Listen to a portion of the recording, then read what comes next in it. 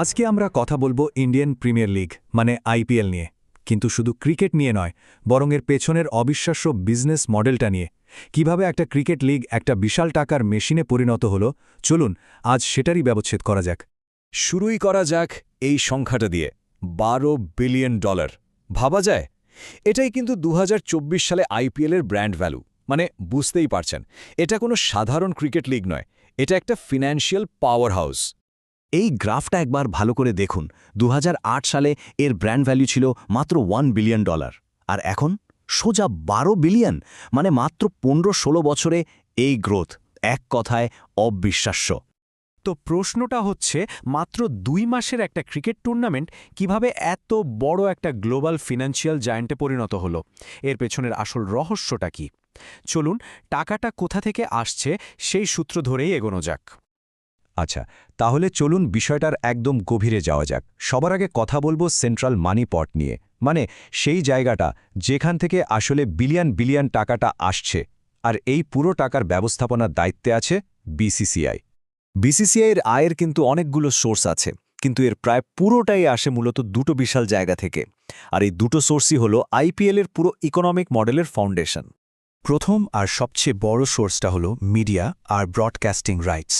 সোজা কথায় টিভিতে আর ডিজিটাল প্ল্যাটফর্মে যে খেলাটা আমরা দেখি, সেই দেখানোর অধিকার বিক্রি করা। এই অঙ্কটা দেখুন একবার, $6.2 বিলিয়ন। হ্যাঁ, ঠিকই শুনছেন, এটাই হলো 2023 থেকে 2027, মানে এই 5 বছরের মিডিয়া রাইটসের ডিল। আর শুধু এই একটা চুক্তিই কিন্তু আইপিএলকে বিশ্বের সবচেয়ে দামি স্পোর্টস লিগগুলোর মধ্যে একটা বানিয়ে দিয়েছে। এই টেবিলটা দেখুন, মাথা ঘুরে যাওয়ার মতো ব্যাপার। কিভাবে সময়ের সাথে মিডিয়া রাইটসের ভ্যালু বেড়েছে শুধু দেখুন। 2008 থেকে 2017, 10 বছরে ছিল প্রায় $918 মিলিয়ন, আর এখন মাত্র 5 বছরেই সেটা $6.2 বিলিয়ন। এই গ্রোথটাই বলে দেয় আইপিএলের জনপ্রিয়তা কোথায় গিয়ে ঠেকেছে। ওকে, এবার আসি দ্বিতীয় সোর্সে, আর সেটা হলো সেন্ট্রাল স্পন্সরশিপ। এর মধ্যে সবচেয়ে বড় আর ইম্পর্ট্যান্ট হলো টাইটেল স্পন্সরশিপ, মানে আমরা যে বলি টাটা আইপিএল, ওই টাটা নামটাই হলো টাইটেল স্পন্সর। এই টেবিলটাও কিন্তু কম ইন্টারেস্টিং নয়। ভাবুন একবার, 2008-এ ডিএলএস দিত বছরে 40 কোটি রুপি, আর এখন টাটা দিচ্ছে বছরে 500 কোটি। মানে সময়ের সাথে সাথে টাইটেল স্পন্সরশিপের দামটা যে কোথায় চলে গেছে, সেটাই সংখ্যাগুলো দেখলেই পরিষ্কার। বেশ, তো টাকা কোথা থেকে আসছে সেটা তো আমরা দেখলাম, কিন্তু আসল প্রশ্নটা হলো এই বিশাল অঙ্কের টাকাটা আখির ভাগ হয় কিভাবে? আর এখানেই কিন্তু আইপিএলের বিজনেস মডেলের আসল স্মার্টনেসটা লুকিয়ে আছে। নিয়মটা শুনলে অবাক হবেন, খুবই সহজ কিন্তু অসম্ভব এফেক্টিভ। সেন্ট্রাল রেভিনিউ পুলের পুরো টাকাটা একদম সোজাসুজি মাঝখান থেকে ভাগ হয়ে যায়।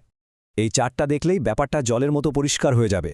মোট আয়ের 50% যায় বিসিসিআই এর কাছে, আর বাকি 50% চলে যায় সব ফ্র্যাঞ্চাইজির মধ্যে। আর এই 50-50 স্প্লিটই নিশ্চিত করে যে লিগের প্রত্যেকটা দল আর্থিকভাবে লাভবান হবে, শুধু চ্যাম্পিয়নরাই নয়। তবে দলগুলোর ওই 50% ভাগের মধ্যেও একটা ছোট কিন্তু খুব ইন্টারেস্টিং ব্যাপার আছে।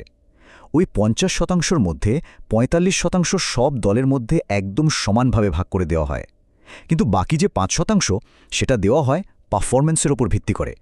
মানে যারা প্লে অফে ওঠে বা ফাইনাল জেতে, তারা একটু বেশি টাকা পায়। এতে কি হয়, সবাই যেমন টাকা পায়, তেমনি ভালো খেলার জন্য একটা এক্সট্রা ইনসেন্টিভও থাকে। দারুণ না ব্যাপারটা? তাহলে সেন্ট্রাল পুল থেকে তো দলগুলো একটা বড় সড়ো টাকা পেয়েই যাচ্ছে, কিন্তু গল্পটা এখানেই শেষ নয়। প্রত্যেকটা ফ্র্যাঞ্চাইজি কিন্তু এর বাইরেও নিজেদের জন্য আলাদাভাবে টাকা আয় করে।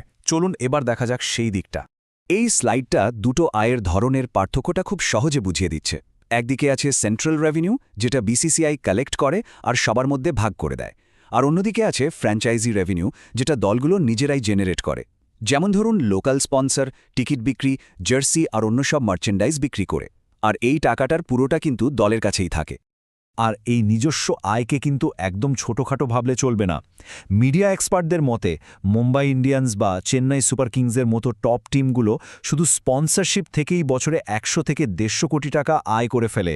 চিন্তা করুন, আর এটাই কিন্তু একটা দলের নিজস্ব ব্র্যান্ড ভ্যালুকে আরও অনেক বাড়িয়ে দেয়। আইপিএলের বিজনেস মডেলে আরও একটা বেশ মজার আর স্ট্র্যাটেজিক নিয়ম আছে, আর এটা হলো বিদেশি খেলোয়াড়দের স্যালারি নিয়ে। চলুন এই নিয়মটা একটু বোঝা যাক। তো বিদেশি খেলোয়াড়দের স্যালারির এই নিয়মটা বেশ ইন্টারেস্টিং। ব্যাপারটা হলো অকশনে কোনো বিদেশি খেলোয়াড়ের জন্য একটা টিম যতই টাকা দিয়ে বিড জিতুক না কেন, ওই খেলোয়াড়ের টেক হোম স্যালারি ম্যাক্সিমাম 18 কোটি রুপি হতে পারবে। ধরুন কোনো দল 20 কোটি টাকা দিয়ে একজন খেলোয়াড়কে কিনল, খেলোয়াড় কিন্তু পাবেন 18 কোটি। তাহলে বাকি 2 কোটি টাকার কি হবে? ওই টাকাটা ফ্র্যাঞ্চাইজিকে জমা দিতে হয় বিসিসিআই এর প্লেয়ার ওয়েলফেয়ার ফান্ডে। এর ফলে একদিকে যেমন দলগুলোর খরচের উপর একটা কন্ট্রোল থাকে, তেমনি বাড়তি টাকাটা প্লেয়ারদের কল্যাণেই কাজে লাগে। আইপিএলের প্রভাব কিন্তু শুধু ক্রিকেট মাঠ বা ফ্র্যাঞ্চাইজিদের ব্যাঙ্ক অ্যাকাউন্টে আটকে নেই। এর ইকোনমিক ইম্প্যাক্ট বা অর্থনৈতিক প্রভাব বাউন্ডারির অনেক বাইরেও ছড়িয়ে পড়েছে।